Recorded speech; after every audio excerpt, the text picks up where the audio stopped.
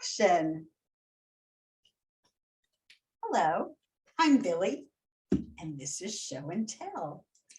It's a very sunny morning. I am up bright and early to interview someone who's in Sweden.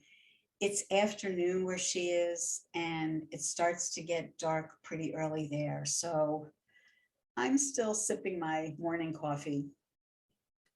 I'd like to remind you that you can find me on both Instagram and Ravelry at billietoy, and I'm going to put it right in this big blank space for you to see.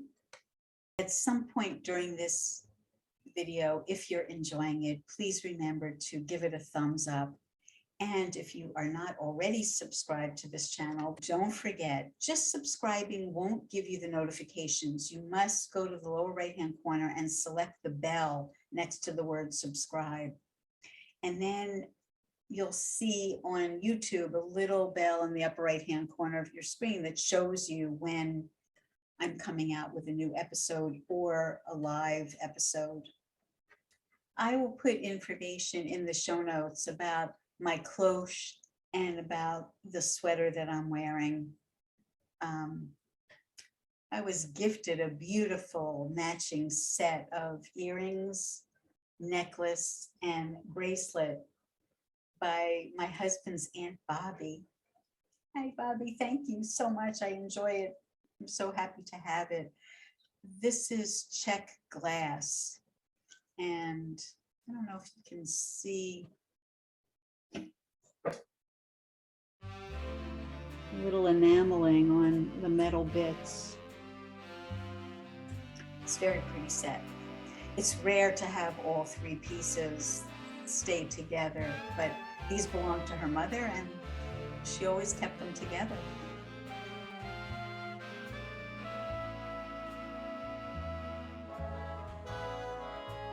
Stay with me. I'm going to be right back with my guest. Don't go away. Okay, welcome back. So for me, it's very early in the morning. I'm still working on my cup of coffee, but I have a guest who is joining me this morning. It's afternoon where she is, but because she's in Sweden, she tells me that by 3 or 4 o'clock in the afternoon, it's already getting dark. So we had to make the adjustment to accommodate her time, which I'm happy to do. I would introduce her as Marlen, but I think that the pronunciation is Marlene. So I'm going to let her tell us her name. And as always, tell us about the town that she's from and some specific place that if we were tourists, we would not necessarily find without her help. So take it away. Hi, my name is Marlene Larsson, and I live in a small town called Hjo in Sweden. It's by one of the larger lakes, and it used to be like a spa, or in late 1894, I think it started as a spa or a kurort to the people come and take like treatments different, and the houses are still there. I think there are 7 or 8 large wood houses, and in one of them there is a hostel, so you can actually live in the actual house. And the It used other to be a houses? museum in the others. One used to be a museum, and I think it's some administration due to the hostel and other like temporary exhibits and history stuff. And 1 or 2 of the others are apartments run by the council. So it sounds positive. It's alive, and it's just by the seaside. It sounds just charming, just charming. Yeah. I'm imagining in the Art Deco period that they must have had posters inviting people to come. I've seen posters for spas in other parts of the world, like in Germany or Switzerland. So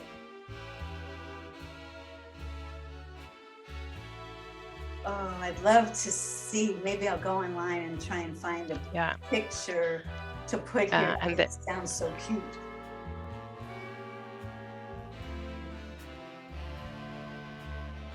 Yeah, and there are a lot of pictures. You know that the typical like Edwardian ladies in the white lace dresses with the large hats, and there are a lot of photos of those. Their whole like set of people, like 50 people standing in front of one of the big houses, like on their spa retreat. So it started in 1894. Love it. It's old. And Thank it's you. cute. Well, thanks for sharing that with us. It sounds just divine. I just can't wait until this whole pandemic is over so that I can start to travel again. And I imagine everybody else feels quite the same way. Things seem to be easing up a little, so I'm keeping my fingers and my toes crossed.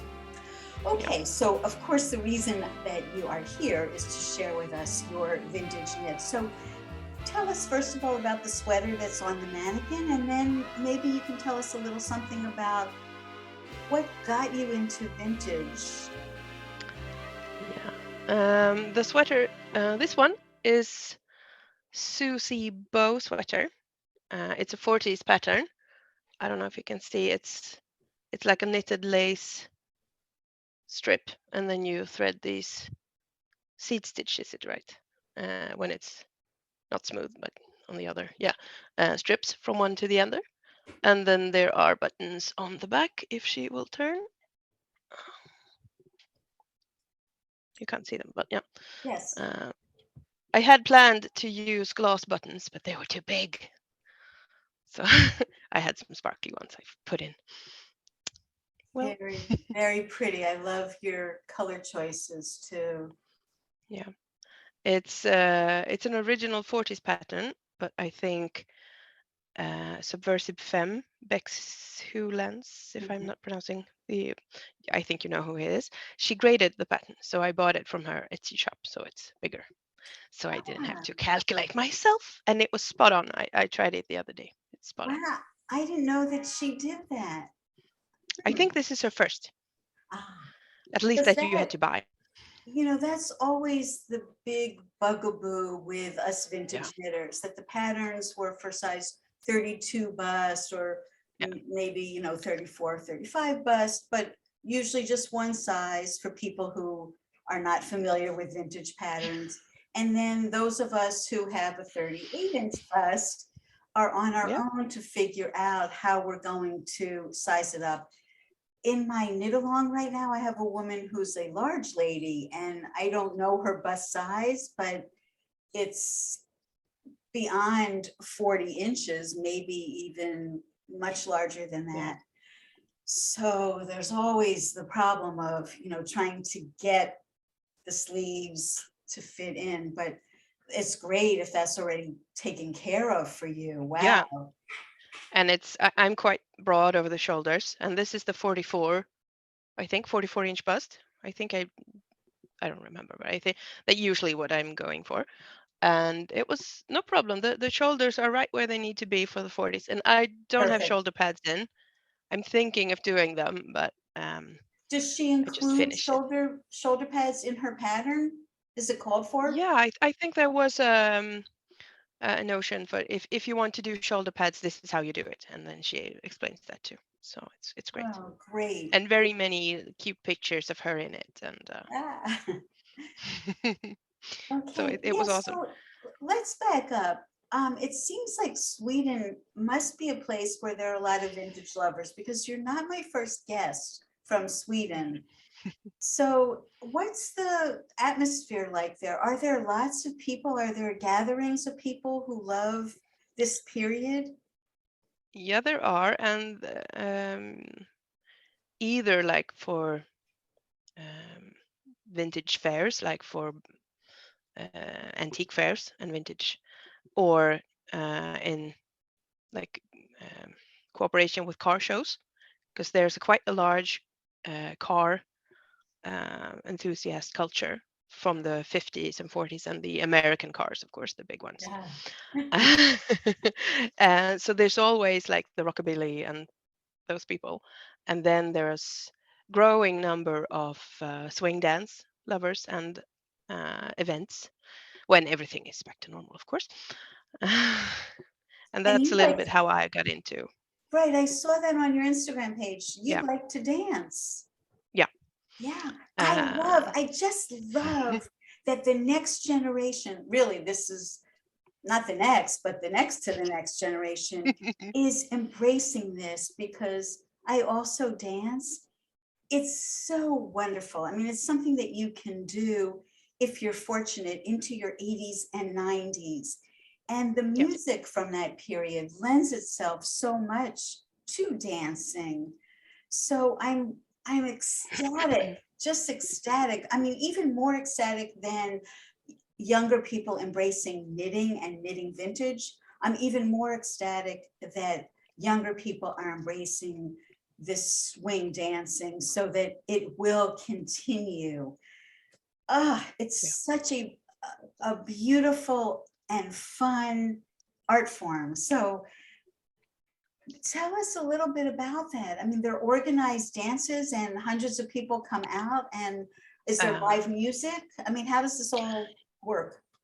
Well, it would depend on where you are in the country. In the larger cities, there are larger clubs or like associations.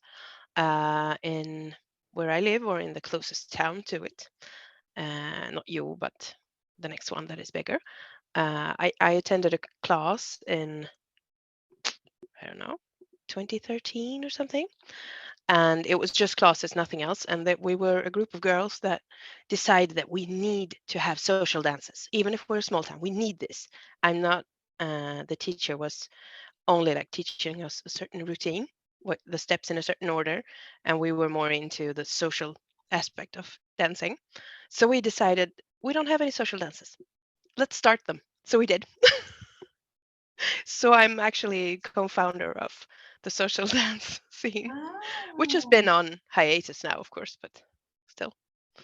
So we used to do it once a month in it's a place connected to the library, so it's like the official or council run house that you can rent for very cheap. So we did it once a month, and I think we had live music like one, two, three times per year, depending on. We had a local band that used to like jam just for fun, and then we pay them for the Christmas party and stuff.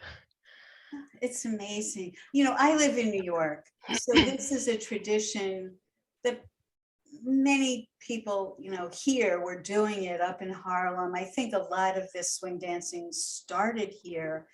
So Yeah, I think it's always been present, and there are big clubs that would have live orchestras. There were sometimes, like a place like Roseland, I think they had two orchestras. They had one that was yeah, Latin music for the people who like to do the Latin dances, cha-cha, mambo, merengue, etc.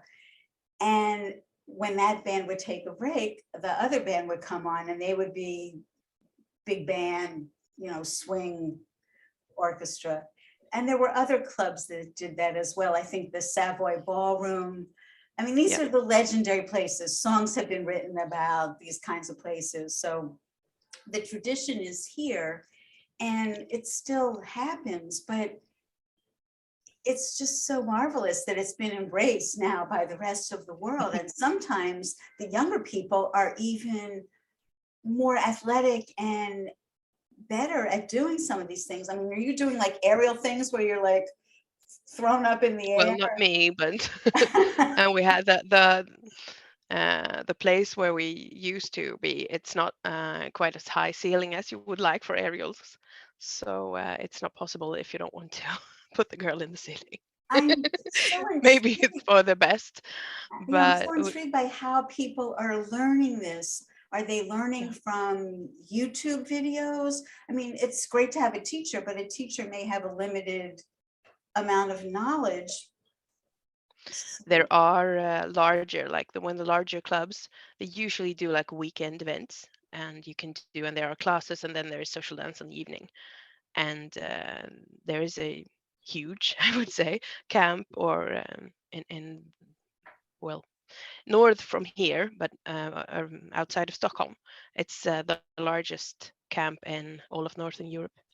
So it's and they used to like hire teachers from United States and from, so Um, there it's large. It's called herring, And I haven't been because I haven't managed to not be in the pandemic and have a holiday, because it's a 1 week in the summer, so it's a week-long camp, and you can do classes every day, or you can go for the party. Oh, what a great opportunity. Yeah. Well, hopefully when this is over, you'll have that chance. Okay, we've really digressed. Let's get back Yeah. to knitting and sweaters. So do you Small have bite. other things that you would like to show us? Oh, this is the most recent one, besides from my vest. Oh, wrong weight. This is, it's a vest from Fabel knitwear. And I have another one that I made. It's a square neckline and quite short.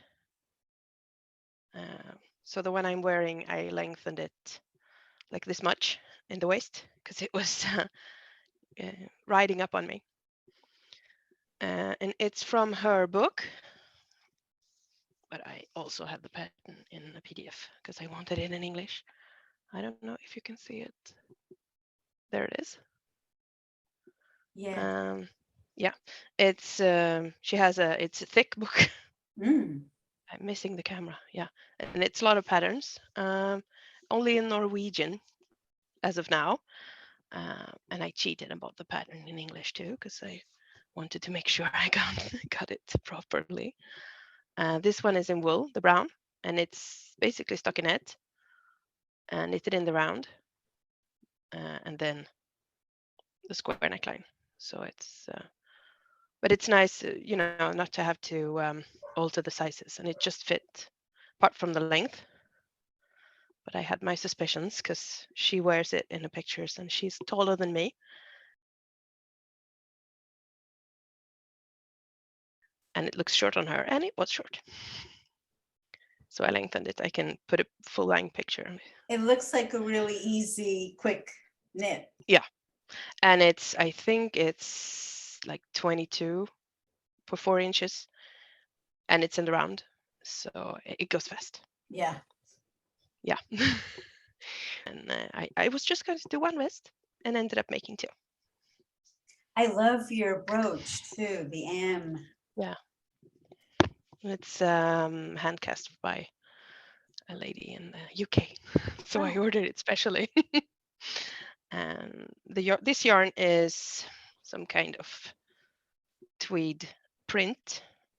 And when it arrived, it was intended for a hat for my daughter, but she didn't like the hat. It kept riding up. So I unraveled it and made it for myself. And the other project I have is this. This is from a knitalong earlier this year, I think it was, the summer. It's a 30s pattern, and it's kind of a lace ladder type stitch. And then the, well, tie-on, or what it's called, is knitted onto it. I need to be closer to the camera, right? Yeah. And I had trouble with the proportions. And these raglan sleeves are not, well, they could be better. Is this from an old newspaper? This pattern? I think I have seen it published in one Australian magazine, and I think it's also in English or UK. And I think it's called the Vista Blouse. And it's a bit longer, and it's a 30s piece. I But like it's it quite very, nice. yeah, I like it very much. Yeah.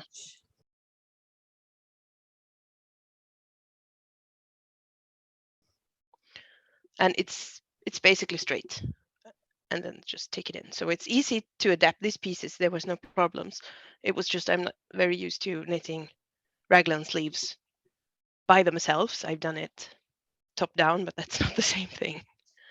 So I had some troubles, but it fits nice. And even though it makes some lines here, I will not unravel the sleeves for that. It's just, no. I will make another one. Get to it.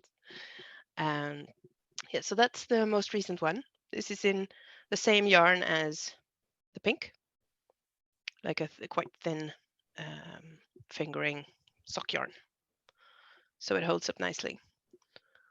And the ties, it's attached so you can like tie them as you would like. And that was, I think I struggled with this more than the sleeves for when I had to adapt the size, because the ties were too short. Because it Oh, was a 32 bust, and the ties were too short, and it looked silly. Like they were like this long, and then they attached like up here or something if I would have followed the pattern. So I had to redo it, and because you knit them separately and then attach them when you have come to this part, and then it's just knit up.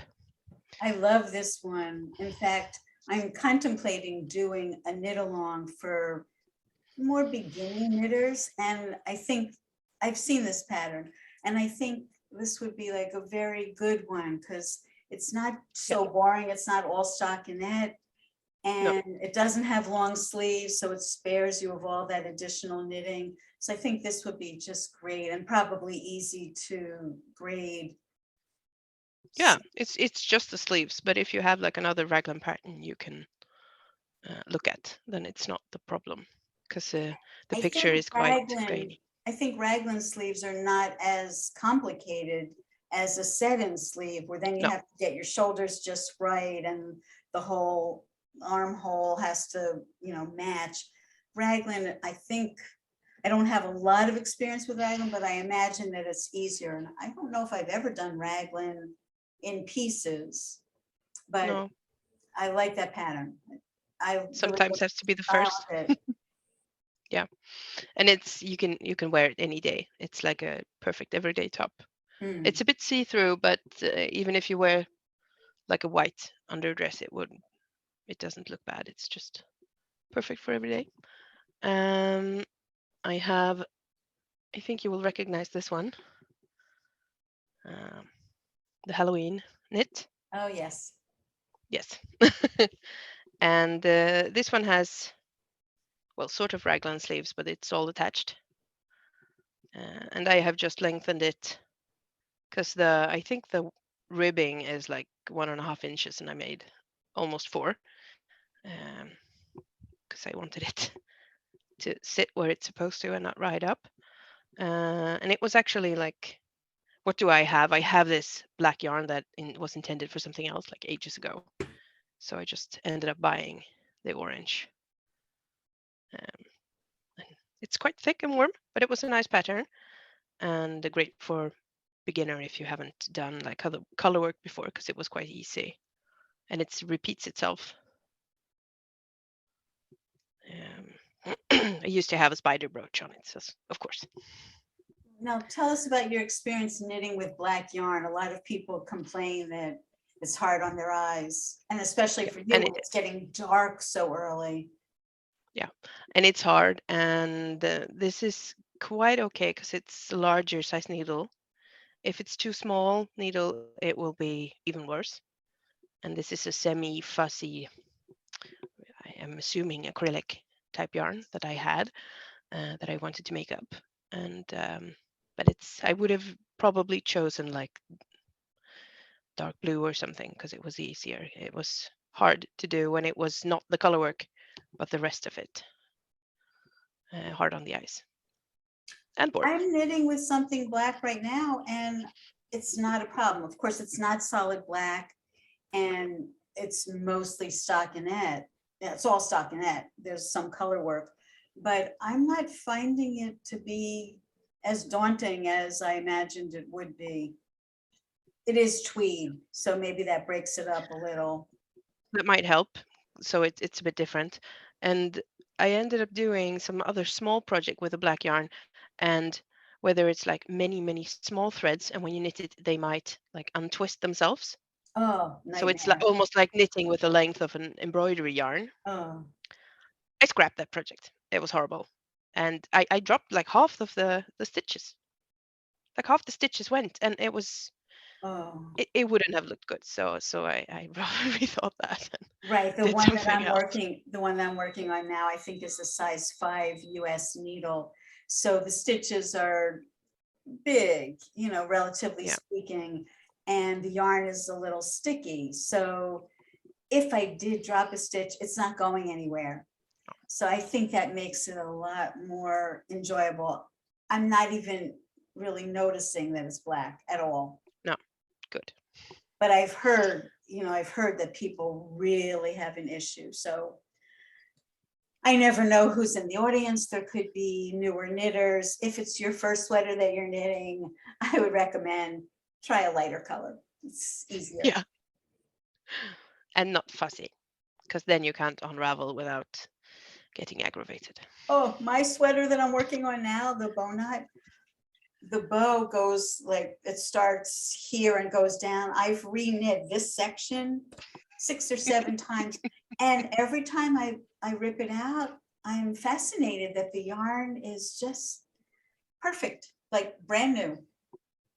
That's what you want. Yeah. You don't want the Nothing fuzz is fuzzing catching. off or, yeah, I'm lucky because I've had to rip it out so many times. I could have had to scrap the whole yarn if it wasn't holding up. But and then you're ending up having to do short sleeves because you or ruin so order much more yarn. But yeah, no, I mean, it's pain in the neck, but I'm getting there. Good. Okay, you have more? Yes. Yes. That one was the Arachne from Andy Satterlund, I think. The spider web. Yeah. Right. This is holiday jumper. Oh yes. From Poison Grrls, and I made it with. I had a single glass button. Oh, sweet. No, this way. It's a heart.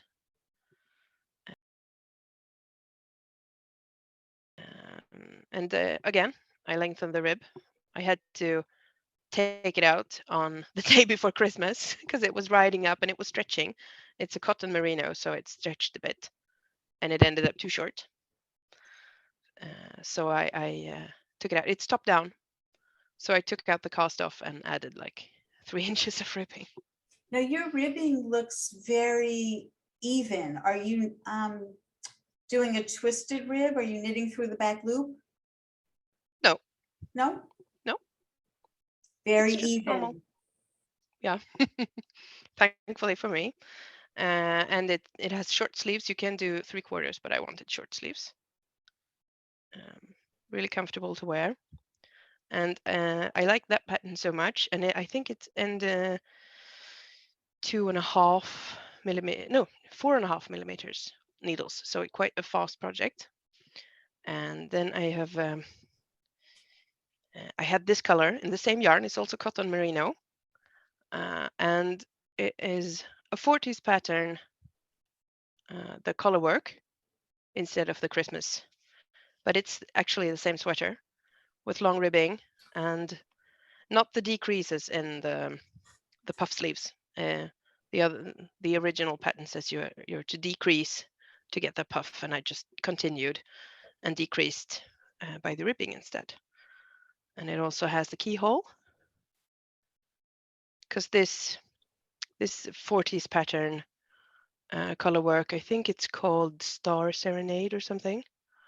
It's something, and it's a US pattern on a bust 32 on a 2 millimeter needle, and that's not so yeah. But then I saw that a girl in a Facebook group had made a chart of the pattern because it's written in lines, and then it's always hard to like adapt it to something else. But she had made a chart that was free for everyone to use, so I ended up just taking out. I think I took out 1 row in the middle, and it fits on the Poison Grrls Christmas sweater pattern. Perfect. So it was meant to be. Wow. That seems to be a very versatile pattern. A lot of people have used it, and some people have done other motifs. Yeah. So, yeah, wow. That's great. And it's even if it's a bit funny when you start with one shoulder and then cast off for the other, and you do the keyhole, and it seems illogical, but when you have done it once, then you're just like, no, it's no problem. It's easy. I've never made it, so I wasn't familiar with that. No, and this is also the cotton merino, so it has like a bit of drape to it almost, which makes it a good everyday sweater for a colder office.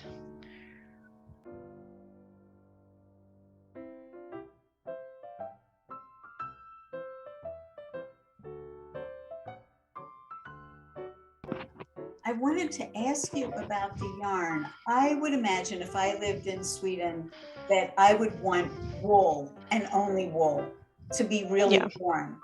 But you seem to be using blends, cotton blends. Well, that will depend on.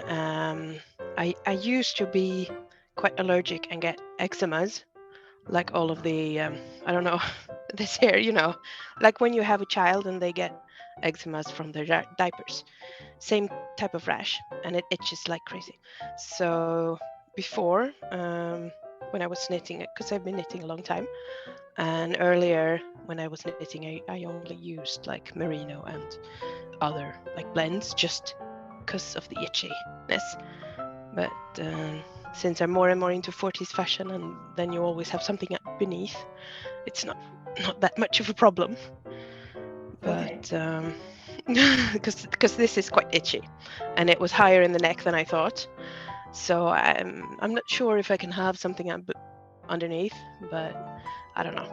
I might have to do to wash it with some wool treatment or something to make it less itchy. But Okay, so there's some yes, color work, yeah? Ooh. yes, this is my first big color work like garment project. I made an infinity cowl, and it looked awful because I had tension problems everywhere. So it's no, that one is in the ashamed pile to do something else with. But this is, I fell in love with this pattern and I had to have it. And it took me ages, of course. Um, it's called Cardigan Vera, and it's a Swedish pattern, and it's all color work. And then you steek it, which was also my first steek, and I was so afraid of it getting lost. And it's one color sleeves, long sleeves, and it has a ribbon on the inside too, and it's quite detailed to cover the steek and also reinforce it because it's quite tight. I think it's like almost zero, not negative ease, but around zero. So it's quite tight and form fitting. It's a modern pattern, but it's That obviously vintage vintage vibe. inspired. Yeah, And then the buttons also help. yeah, and it's Oh, hold on, let me get the close-up. pearlescent or something. Do you want me to tilt it? I think it looks white in my camera. Right, try and tilt it so we can get a different angle of the light. There, it's like a flower. Very pretty. Are those mother of pearl? Or imitation of mother of pearl. Imitation. It's not, yeah. It's not. I couldn't find because I think I needed 12. Yeah, because it's many, and then you need to have one extra because these are all buttons and they're all functional all the way down. So it doesn't gape even if it's so tight. And that's what I like about it. I have been planning to change it, but I just end up wearing it instead. And then you pick up for the sleeves and the knit, so it's a quite a defined puff, and then it's quite narrow That's sleeve. very So it's actually, interesting, that sleeve yeah, cap, that it has that little gathering built into it. Interesting. yeah, Usually when I've seen gathering, it's at the seam, but this yeah. is knit in. Very interesting. So it looks like it's gathered because you increase quite Mm-hmm. a lot, and then you decrease here. So it ends up going like an upward puff, so to say. Yeah, what a great idea. Yeah, and it's quite innovative, and it was the color work is all in the round. Apart when you get to Which is why you had to steek. yeah, and you steek the armholes as well. So the only like flat color work I think is this bit here, where you have just the leaning of the shoulders. So it wasn't that much, which was why I intended to do it. But I think I was scared to steek it for like a couple of months, and then I decided, no, I need this sweater. I need to wear it. And then I just, oh, it will because it took Well, ages to knit. if the yarn is sticky, not a problem. I, however, steeked, I don't know if you saw this, 46 stitches to the inch. It was extra fine merino. It wasn't too slippery, but it also was not sticky. And I had this liquid stuff, I forget what it was called. Fray check or Fray something. check. Yeah. Yeah, fray check. That as I was cutting, I was like putting droplets of it so that it didn't just all unravel. I made it through. I filmed the whole thing.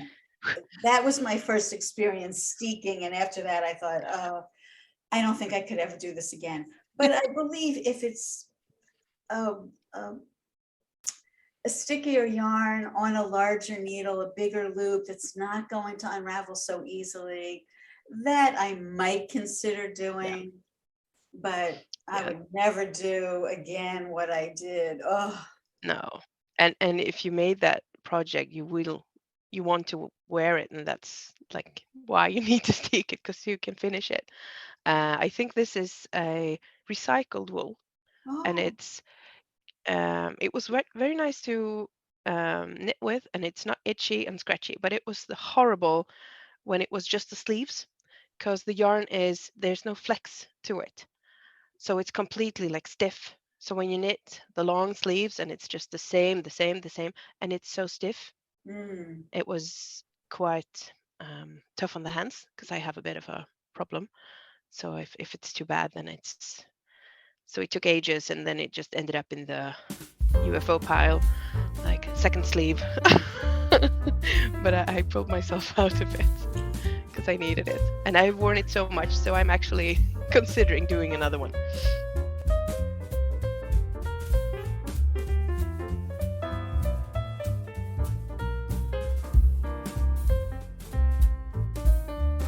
I should have a checklist for all of my guests of all of the different things that they've encountered that they're not happy with. Like,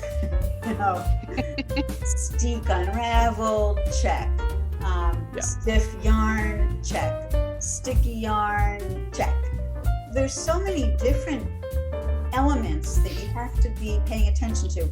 Oh, second sleeve syndrome, check. Because I think each of these things has some kind of a remedy. Knit both sleeves at once. I've been starting more and more to knit a sleeve at the beginning of the project. That's good. Instead I've of a seen people swatch. do that. Instead of a swatch, so that, there's this part by the time you get through the cuff and into the arm, or if you're working top down, you've done a section of it, and that can be your swatch. You get your gauge from that, and if it's not the way you want it to be, then you can always, of course, rip that out. But if it is the way you want it to be, you're that much further along. Great. And to get one sleeve done at the beginning, then you only have one sleeve to go at the end, and it's almost finished. Yeah, but it also breaks it up.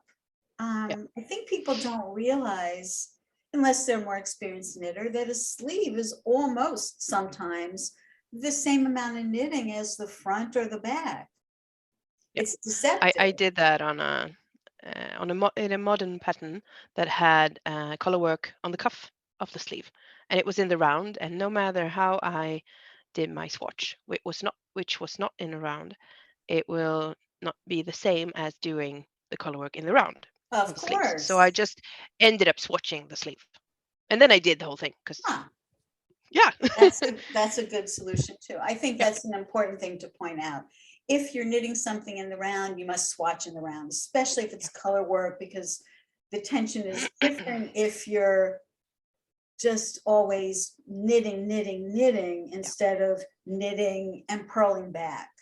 So it's a huge difference. It's apples and oranges. So and just color work on the wrong side is quite tricky, so I tend to avoid it.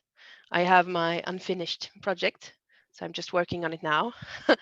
Speaking of color work, I need to take out the neckband because it was too tight and it was riding up, and which was making the arm's eye look strange. I haven't, I only steeked this because it steeks here and down the front. So there's nothing in the flat for color work at all. It's also a modern pattern. It's actually on 4mm needles, and it's just super sticky yarn. So I could have cut it without even stitching it, but I didn't dare to. So I sewed a machine. So it felt better. Vintage inspired. It's Rauma finull. It's a Norwegian wool. It's a Norwegian designer. Skeindeer knits, I think you know. Oh, Ellie. She makes, yeah, she makes lots of nice patterns, because this is the first one I've made of hers, and it was really nice, quite fast too, compared to the cardigan. And I like the different colors. There are many different colors, but not more than 2 on the same round. And this color combination, I saw a girl on Ravelry, and I just needed her, because Ellie's ones is with red. And when I saw it in gray with the green, I was just, I need this. I need to wear this. For your coloring, yes. Yeah. And for my new green skirt that I have just sewn. So I need it. Yeah. Oh, I so needed you the vest. also sew, do you? Yeah. It seems like a lot of knitters also sew. I'm not in that camp. I have my grandmother's old sewing machine from the 1950s. It needs a little bit of tweaking to be functional, but I have it, but very, very rarely open it to use it. It's not my thing. I'm so happy knitting all the time. Yeah. I have 3 vintage sweaters. Okay, let's keep going. Good. One that is quite small. I bought it as doll clothes for my daughter, but she had stopped playing with dolls. No, you can't see the lace. Oh, moth. Uh-oh. I rescued it from a thrift shop. It has a cute little lace detail on the front and on the cuff, but I ended up showing you a moth hole. It was in the doll clothes bin. I assume it's for a baby, and it's quite, it will probably have been on like size 1.5 to 2mm needles, because it's so dense, or they have shrunk it. But it's very tiny and quite stiff and wool.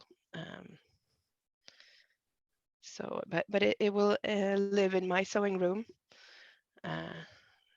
as to rescue it from kids playing too bad with dolls. I tried to give it to my niece, but she ended up being too big, so I just took it back. Well, someday you'll have some use for it. Yeah, I can always buy a fancy doll and put it on. This is 40s knit. I think someone has, you can see like the sleeve head has shrunken in. I think they have washed it too hot, but it's a cute like border knit, and it continues on the sleeve and then in the waist. This is original and quite scratchy wool, and probably hand knit as well, if you can see that. And this is not steeked, so it has shaping everywhere, and it looks really nice. One of the more recent purchases. And then I have Norwegian, traditional Norwegian sweater from the 50s, which the label actually says hand knitted in Norway. Oh, no. Can you see it? It almost looks like strawberries.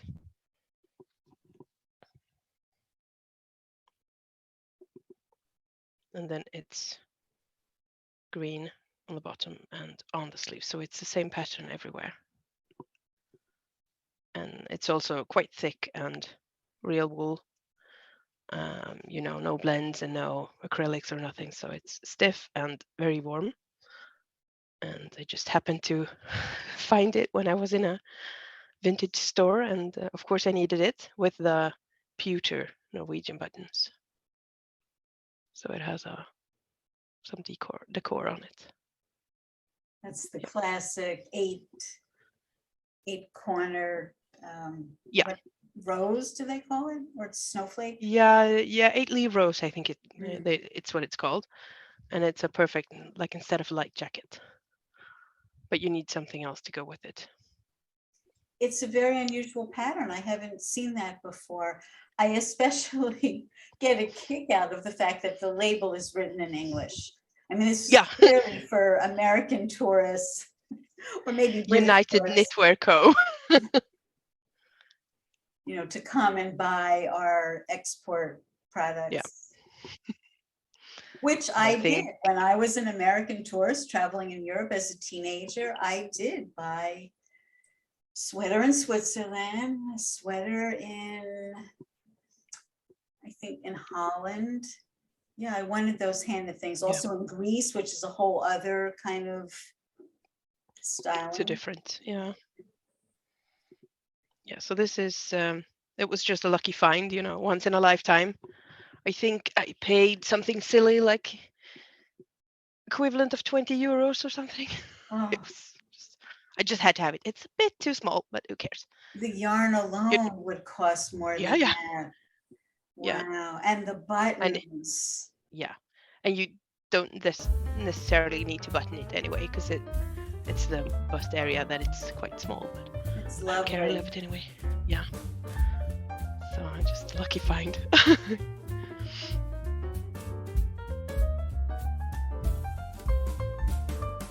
Thanks for sharing that with us. Thanks for sharing all of these. It's so interesting. Each person who I interview, usually they have completely different things. Sometimes there's that overlap, you know, the Poison Grrls, it's a really popular one. But you have shown us some fresh and new vintage. Yeah. You can say that, it's an oxymoron. But I appreciate so much your being willing to come on and share with us. So anything else that we should know before we say goodbye? Well, no, it's you can always find me on Ravelry. I'm not the greatest at uploading project stuff, but lately my Instagram is overflowing with knitting. Well, Instagram, posts, so I might need to. I'll put your Instagram handle on the screen. And where are you found on Ravelry? What's the name? Mallisknitts. So look for her, and we're going to look for you on the dance floor. Keep on swinging. Yeah, I might be in the Cashmere. Well, since I'm organizing, but I tend to dance a bit too when everyone has gotten in. Great. Well, thank you again. Thank you. Bye. Thank you for having me. Bye. Oh, my pleasure.